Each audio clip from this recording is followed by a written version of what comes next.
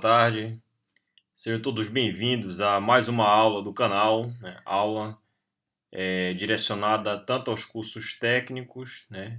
Física 1, quanto superior, o curso de Tecnologia aplicada ao ensino da Física. Tá? Então, vou aqui colocar a apresentação, né? Na tela. Então, hoje nós vamos falar sobre medindo a densidade de sólidos, né?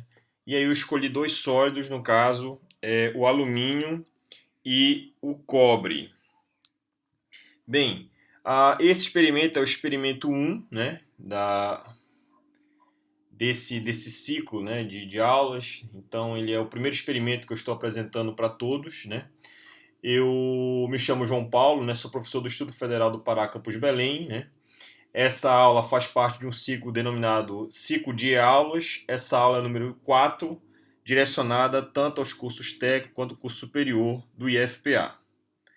Bem, o sumário, né? Nós temos aí o sumário, né? Falando sobre o objetivo, descrição teórica, materiais e equipamentos, descrição empírica e resultados e considerações finais. Bem, qual é o objetivo dessa aula, né? O objetivo dessa aula é medir a densidade de sólidos totalmente imersos em água, como por exemplo alumínio e cobre. Tá? Aqui está a sigla, né, quimicamente falando, né, a sigla do alumínio é Al e do cobre é Cu. Tá? Vamos falar sobre a representação, a simbologia de algumas unidades e grandezas físicas, né?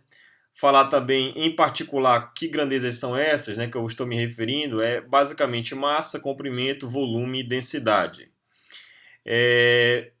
Também essa aula tem o intuito de falar sobre como é que você faz a conversão de unidades científicas. Seria interessante também saber qual é a diferença, né, entre unidade e dimensão em física, né? Não está aqui, mas seria interessante. Metrologia, né, o uso de paquímetro, balança e proveta, como é que você pode usar esses equipamentos e extrair as medidas, tá?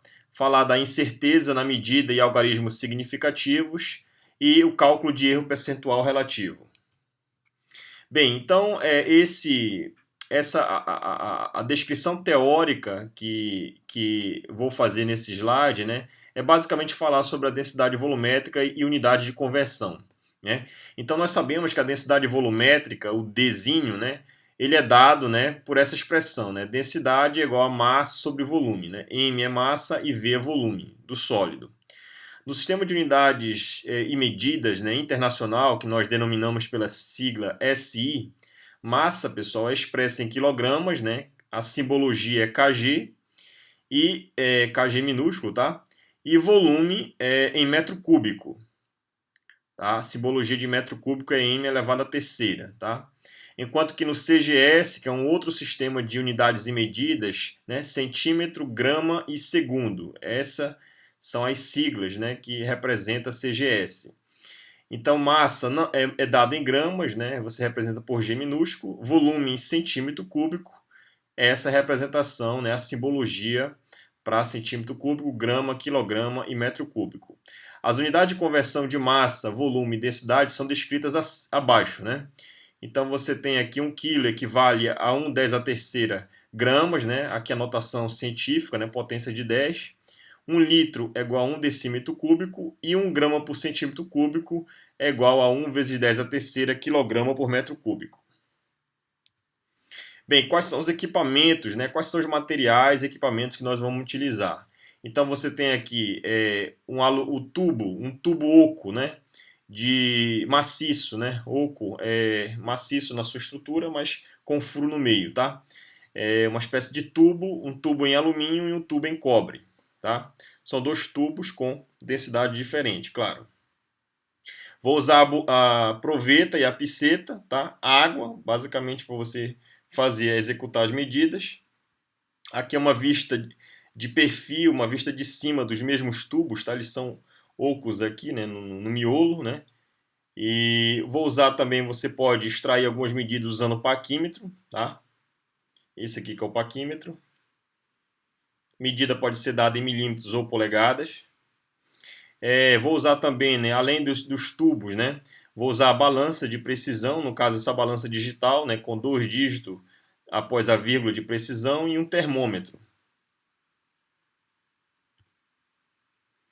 Bem, qual é a descrição empírica e quais foram os resultados que nós obtivemos, né, ao executar esse experimento que eu estou denominando de 1?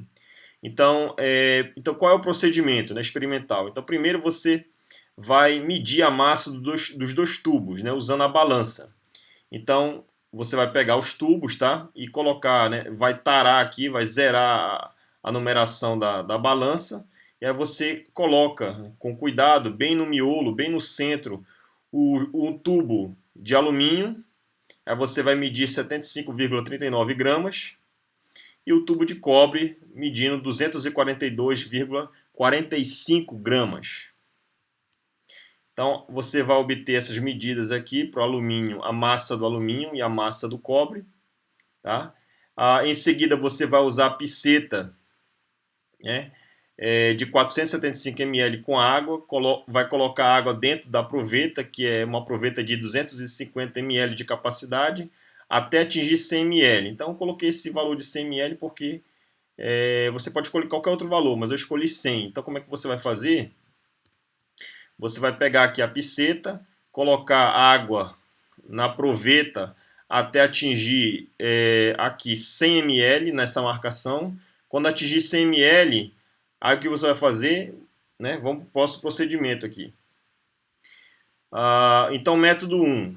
Você pode extrair as medidas do diâmetro, né? Então aqui você pode extrair as medidas do tubo aqui, olha, o diâmetro maior, externo, o diâmetro menor, que é o interno, e a altura, usando o paquímetro. Essa é uma maneira 1 de fazer, né? E você precisa do paquímetro para você executar a medida com uma certa precisão, ou de uma régua. Se você não tem paquímetro, você pode usar régua. Mas eu não vou usar o método 1, né? E vou usar o método 2. No método 1, se você fizer essas medidas, então a altura dos dois tubos, né, são idênticas, né? Eles medem 25,60 milímetros, o diâmetro externo 25 milímetros e o diâmetro interno 13,5 milímetros. O que eu vou usar aqui é o método 2, é um método que quem primeiro introduziu esse método, que eu tenho conhecimento, é o Arquimedes, né? O Arquimedes fez esse tipo de cálculo, calculou o volume de um objeto lá na época e mergulhando em água o objeto. Então aqui nós vamos fazer a mesma coisa, tá? Então nós vamos o quê? Vamos pegar os dois tubos, né? Primeiro um, depois o outro. E você, quando colocar 100 ml de água aqui, você insere e aí, por exemplo, o alumínio coloca dentro da proveta e aí ele vai ficar totalmente imerso na proveta e aí vai deslocar o volume. Esse volume deslocado vai ser exatamente o volume do corpo, né? Então, se o corpo ele mergulha, ele fica totalmente imerso em água, por exemplo, nesse fluido, então a variação de volume que vai ocorrer aqui na proveta é exatamente o volume do objeto que você colocou dentro da água, tá certo? Então esse foi o método utilizado por Arquimedes lá na Grécia Antiga, ok?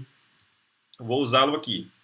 Então coloque o tubo de alumínio dentro da proveta e meça o volume final da água deslocada. Então eu coloquei a água inicialmente a 100 ml na proveta, sem o tubo de alumínio.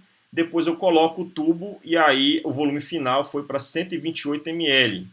E aí como é que você executa essa medida de 128 lá na proveta, né? Tem que ter cuidado com uma coisa que eu estou chamando de menisco, né? Então o que é o menisco? Então o menisco, pessoal, para quem não sabe, né?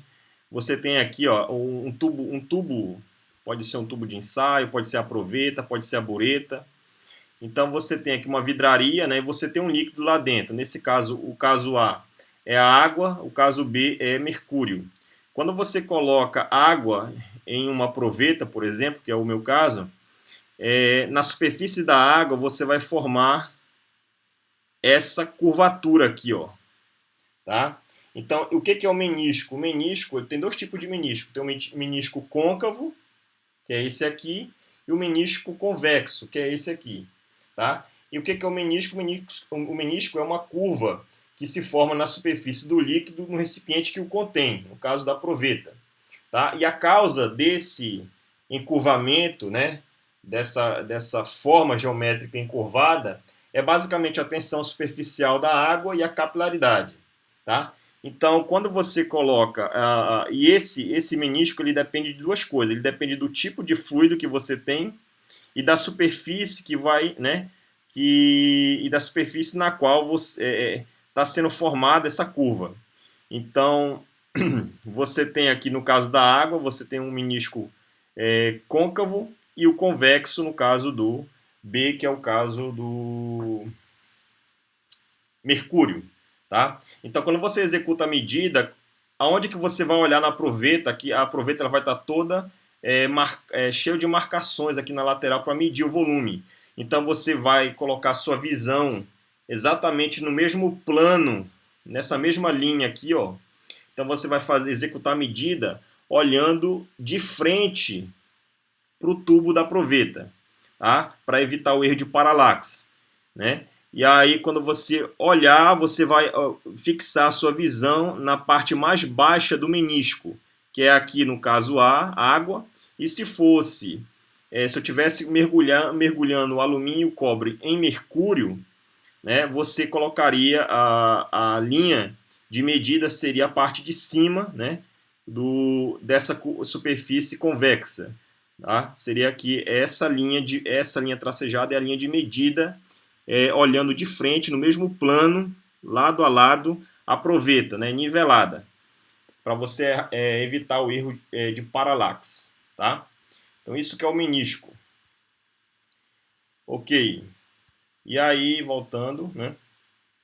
Então você tem que ter cuidado com o menisco, né, no caso da água. E aí você calcula a variação de volume do alumínio. Então, o que é variação de volume? É o volume final, 128, menos o inicial, que é 20. A diferença dá 28 ml. Tá? Faça o mesmo com o tubo de cobre, né? E aí você vai obter os mesmos valores que você obteve para o alumínio, ou seja, a variação de volume do cobre é 28 ml. Então você vai substituir esses resultados na equação 1. A equação 1 é a equação da definição da densidade. Densidade é massa sobre volume. Só que aqui do cobre, na equação 5, e na equação 6 do alumínio. Tá? E aí eu coloquei essa nomenclatura porque essas medidas que eu estou fazendo de densidade, né, tanto do alumínio quanto do cobre, são medidas experimentais. Eu estou usando proveta, estou usando piceta, estou usando paquímetro, todos esses equipamentos para executar a medida de densidade. Então, uma medida de densidade experimental, que eu coloquei aqui, ESP. Então, eu coloco a massa do cobre que eu medi, 242,45 gramas, e o volume, né, a variação de volume sofrida, que foi de 28 ml. No caso aqui, fazendo a conversão, você tem 28 centímetros cúbicos.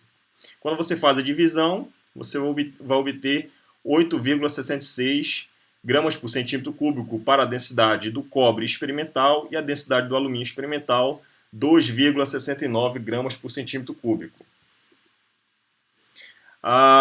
E agora, né, fazendo o cálculo, né, de erro percentual relativo e basicamente falar das perguntas. Né? Vou fechar aqui essa aula com as considerações finais. Então, segundo Resnick, né, que é um livro, está na referência aí no final, de 2003, né, página 297, as densidades do alumínio e do cobre a 20 graus Celsius são dadas por esses valores aqui. Ó.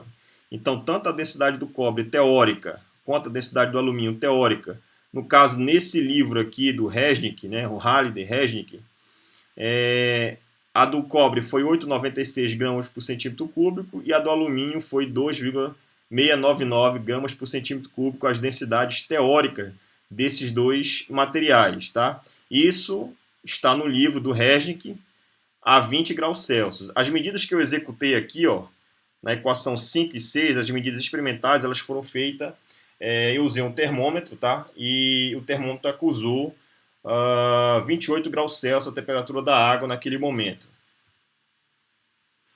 E aí você parte para o cálculo do erro, né? Como é que você calcula o erro? Então, tem uma equação, né? Então, o erro percentual relativo, que eu denominei pela letra epsilon, né? Da densidade tanto do cobre quanto do alumínio, pode ser calculado como? Então, você vai usar essa fórmula, equação 8. Então, é o módulo 1 menos o valor teórico sobre o valor experimental vezes 100%.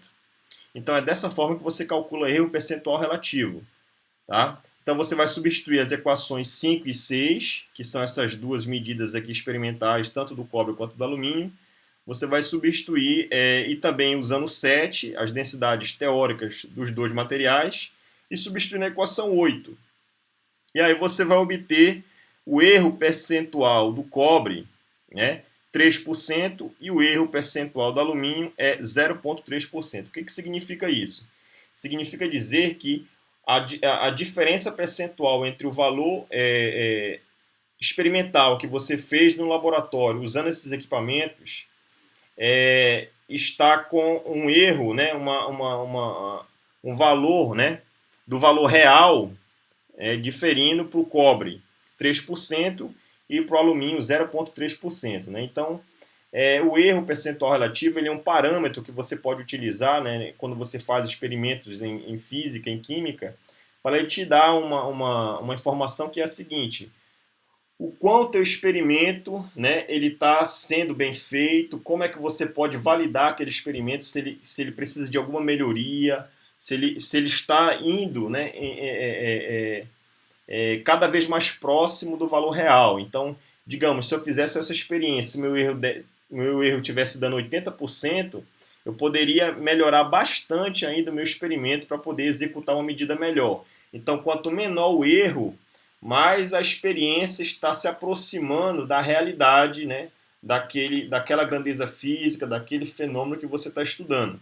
Então, o erro percentual relativo é um parâmetro norteador, digamos assim, né, que vai te dizer assim, olha, a minha experiência está sendo bem executada, né, as minhas medidas, eu estou usando bons equipamentos, eu estou minimizando os erros de medida, erros de a análise de algoritmo significativo, a incerteza, todo equipamento tem uma incerteza na medida, né, uma precisão, então eu estou usando esses parâmetros, eu estou minimizando eles para que eu consiga obter os dados mais próximos da realidade possível. Tá? Então, o erro percentual relativo é um parâmetro bastante relevante. Então, que perguntas eu vou deixar nessa aula para todos, né? Eu quero que vocês pesquisem, né, em livros, na internet, né, e futuramente vão me entregar esses questionários, que é o seguinte: o que é SI? É uma pergunta, né? Qual a diferença entre unidade e dimensão de grandezas físicas? Foi a pergunta inicial que eu coloquei logo nessa apresentação dessa aula hoje. Faça a conversão entre quilogramas e gramas, litros e metro cúbico, grama por centímetro cúbico e quilograma por metro cúbico, que é a conversão de densidade. Tá? Encontre o fator numérico desta conversão, né?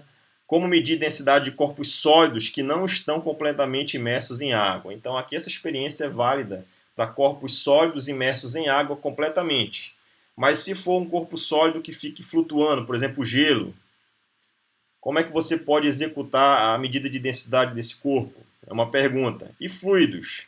Se você tiver fluidos, por exemplo, álcool, óleo, glicerina, dentro do tubo de ensaio, dentro de uma proveta, como é que você vai medir a densidade dele? É uma pergunta, né? Como usar o paquímetro? Como usar o paquímetro, eu vou colocar uma aula especificamente sobre paquímetro para vocês começarem a aprender, saber como extrair as medidas, tanto em polegada quanto em milímetro.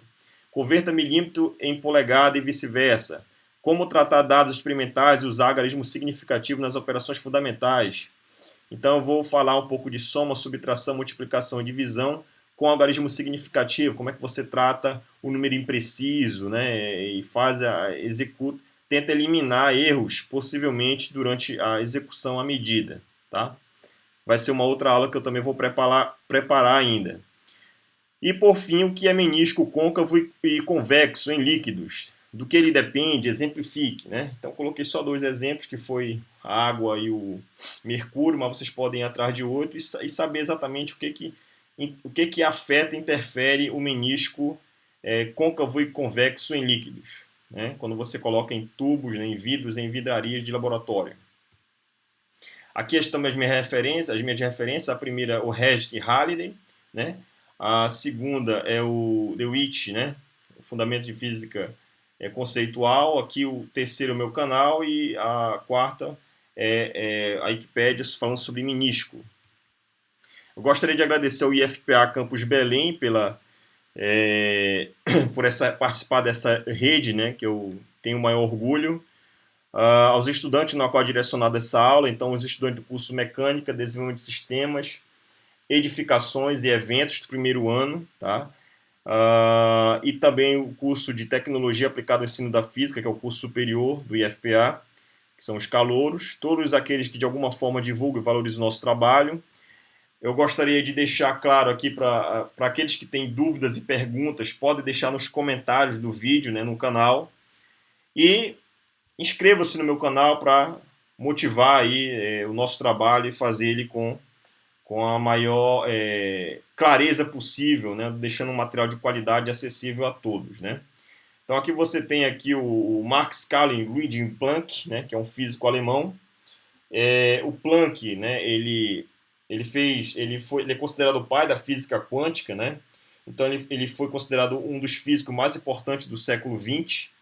Ele foi laureado com o Prêmio Nobel de Física de 1918, contribuições para a teoria quântica, né, para o início da teoria quântica, radiação de corpo negro, radiação térmica. Então, essa foi a contribuição do Planck, né. Aqui está a sua famosa equação, energia igual a Hν, H é a constante de Planck, Ni é a frequência e a energia. A constante de Planck que ele definiu, né, considerando um corpo negro como sendo uma junção de vários osciladores atômicos acoplados, né, vibrando, e essas vibrações tinham uma frequência fundamental, e essa constante tem esse valor de 6,63 vezes 10 a menos 34 joules por segundo. E uma frase bastante interessante do Planck, ele dizia o seguinte: é verdade, antes a física era mais simples, harmônica e, portanto, mais satisfatória, né?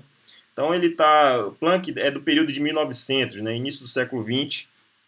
Ele fez, né, ele abriu esse novo caminho aí a era, digamos, que nós vivemos hoje, né, da tecnologia. Muitos equipamentos tecnológicos utilizam, né, mecânica quântica, efeitos, por exemplo, outras contribuições no mesmo período, né, de Einstein, né, relatividade especial, relatividade geral. Então, todas essas teorias e experimentos foram colocados para nós, né, no início do século XX. E Planck estava inserido nessa realidade, nesse momento, nesse contexto histórico.